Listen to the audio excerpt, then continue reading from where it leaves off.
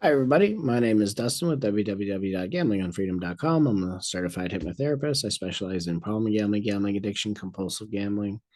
And in today's video, I really want to go over how a person would even know if they have a gambling problem. What symptoms would they feel? What mindsets would they have?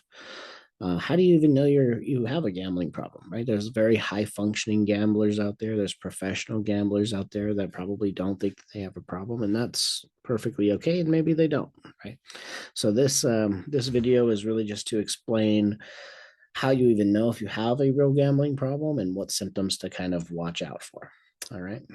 So, the first symptom that I want to bring up is sort of a fast emotional shift, right? So, one of the biggest signs of a gambling problem is how quickly your emotional state will change, even at just the thought of gambling, right? So, you could be stressed or bored or overwhelmed or restless. And the moment you imagine placing a bet or going to the casino, something inside of you shifts, and maybe that's a sense of anticipation or a relief of some kind. And maybe your mind just goes quiet for a moment, whatever the case may be. That sort of internal shift is the real pull, is the real symptom that you want to watch out for, the emotional shift within the mind, right? Within the body. And so most people don't really gamble for financial reasons. If you've been on this channel before, you know that they're not actually chasing money, they're chasing a feeling. So they gamble because the emotional experience feels different from how they were feeling, right? And when gambling becomes the quickest way to change your state, it becomes something your brain starts to rely on. So if you find yourself um, uh, getting a very quick emotional shift the moment that you start to even think about gambling or wanting to go to the casino, now you'll have the first symptom of if it's a problem, right? And you don't want to take any one of these symptoms. You kind of want to have stacked symptoms. If you notice 1, 2, 5, 10 symptoms, right? You don't want just one, you want like 10, right? You want 4 or 5 at least, right? Just stacked symptoms. Don't just take one, right? So anyway, symptom number 2, gambling takes up mental space. All right. Meaning that if it's living inside your mind before you're even doing it, that's a problem, right? You might replay old wins, you might imagine the next opportunity, you might check odds on your apps, you might daydream about what could happen if you get the big win. These are all emotional rehearsals for your system, right? It's not logical random thoughts, they're just emotional rehearsals. Okay. So the anticipation itself, it becomes soothing. It becomes dopamine increasing because dopamine, if you've watched this channel before, dopamine isn't just a when you get the big win. It's not going to just spike when you get that win. It's actually going to keep spiking as you anticipate the win, right? So in the anticipation itself, you are building dopamine. It gives you something to look forward to, right? And so if you catch yourself thinking about gambling at times when it doesn't make sense to, maybe you're at work or you're just in normal conversation or it's late at night and you're watching TV, that's typically where you might see that that gambling taking up your mental capacity, your mental space. And if you notice that, that's a good symptom to watch out for. So symptom number 3 is internal negotiation. All right. So this is a pretty big one. So one of the clear signs of a gambling problem is when you start to hold internal negotiations, right? So you might start making deals with yourself. You might say, "Oh, well, just a little bit more," right? It's just tonight, just tonight. I'll go back on my streak tomorrow or whatever. I'll stop after, X amount of money is lost. I'll stop after this. I'll stop after that, right? Or I'll only use this amount. I'll only use this amount, right? So this negotiation really just shows up because there's two different parts of you, right? There's two different parts of you steering your behavior. One side of you knows the consequences of your actions, and the other side of you is craving that emotional shift. And so if you catch yourself trying to explain or justify or minimize the behavior in your own head, that's usually a sign that the urge isn't just a thought and it's actually influencing your decisions. That's a problem. Okay? Symptom number 4 is losing track of time. Right now, this is something that happens quite often. Time just disappears when you gamble. Maybe you just plan to go in for a second and pick up a free gift or something, and then suddenly 2 hours go by because you've been gambling. Right? Gambling sort of narrows your focus. It makes everything just fade away into the background. The room disappears, responsibilities disappear, and the sense of time disappears. This is a hypnotic trance, right? This is what hypnosis is. This is a trance. And essentially, what happens is you are fully absorbed, you are open and focused on whatever task you are at hand. So, whenever you have openness and focus, you have hypnosis. It happens all the time. It's not some 6-dimensional state, it's not mind control. It happens all the time. Right? It happens when you drive cars, when you read books, when you watch TV, when you daydream, when you play video games, when you gamble, etc. It happens all the time. So if you find yourself in a narrowed, focused state, when you're gambling and you let everything fade away, and it's like everything is just kind of focused on one spot, and you tend to lose track of time. That's another symptom that you're and especially if you're doing that more often, right? If that happens quicker and quicker and quicker, you go into the casino and you thought you were only going to be there for 30 minutes, but you're there for 3 hours. That's a good sign you're becoming more and more addicted to gambling. That's a good symptom. Symptom number 5. When you chase the feeling, not the money, consciously, right? When you know for a fact that you're actually chasing the feeling, right? Not just unconsciously, where you don't realize that you're trying to escape pain and go towards pleasure, and you don't really notice that. But when you are fully aware that you're chasing the feeling, that you're not liking the state you're in, and you're like, well, I'm gonna go gamble because that makes me feel good. I'm gonna go gamble because that makes me feel X, Y, and Z. That's a good symptom to watch out for. If you're doing that consistently, it's a good sign that you're almost needing that external thing to produce an internal state, instead of just allowing yourself to produce that internal state within, so that you don't need the external thing, such as gambling. Right. So symptom number 6 will be hiding in secrecy. This is a huge one. Gambling is surrounded by shame, if that makes sense. There's a lot of shame in gambling.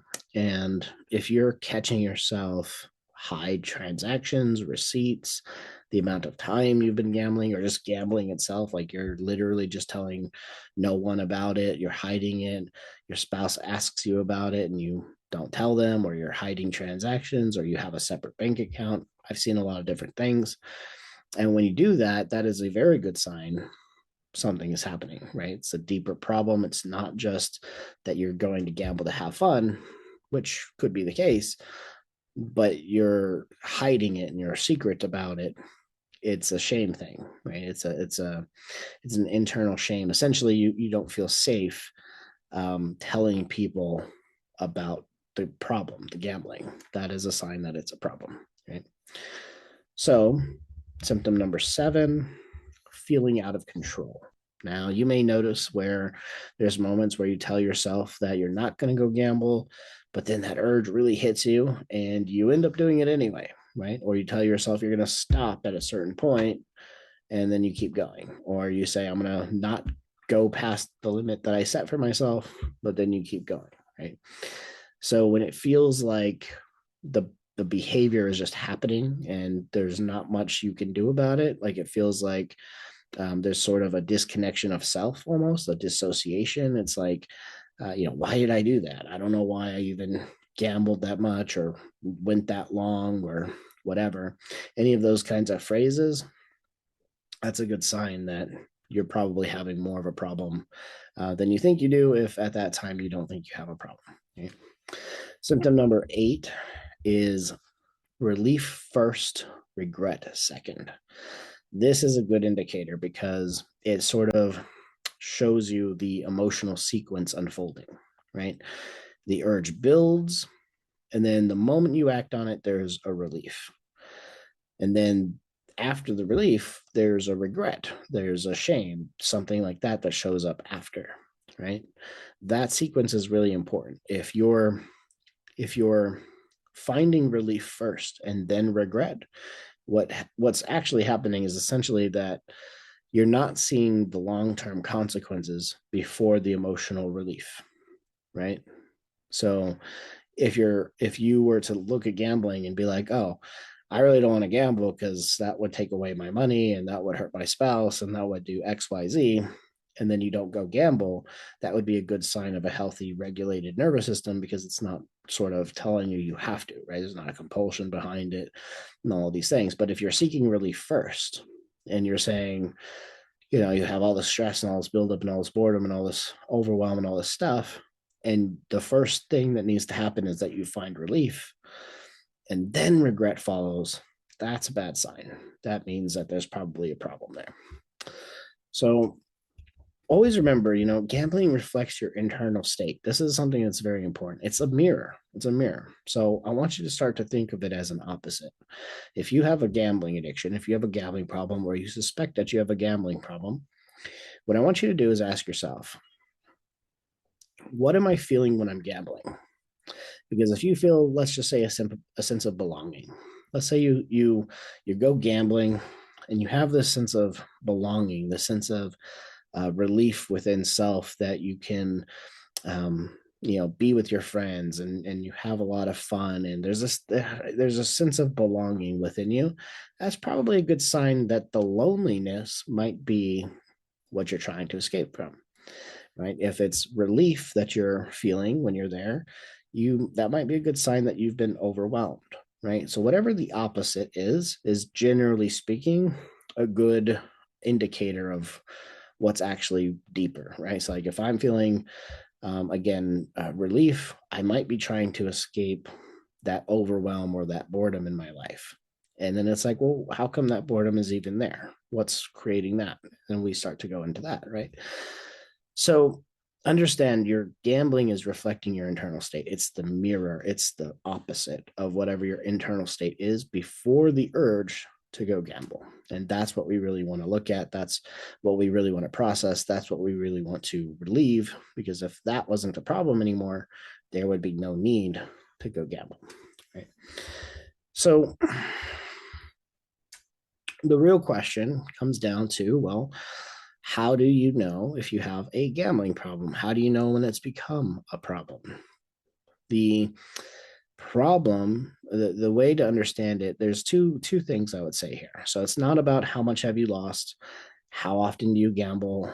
The real question is, what is the gambling doing for you emotionally, right? So if you're noticing that the gambling helps you shift into a positive emotional state, and it's something to relieve stress, and if it's doing it consistently and it's doing it fast and you're thinking about it often, and you think about it when you shouldn't think about it, and all of these things, those are good things. Those are good signs of knowing if it's really a problem. Another way to understand is it really a problem is to try and stop.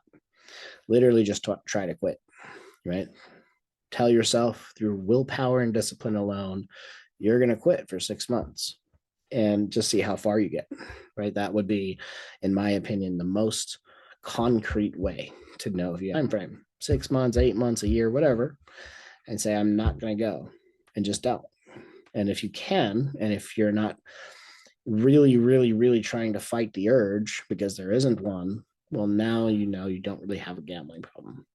If there's an urge and you're fighting it, you probably still have a gambling problem. You're just using all your strength to not do it, right? So is there an urge? What emotional shift are you getting from gambling?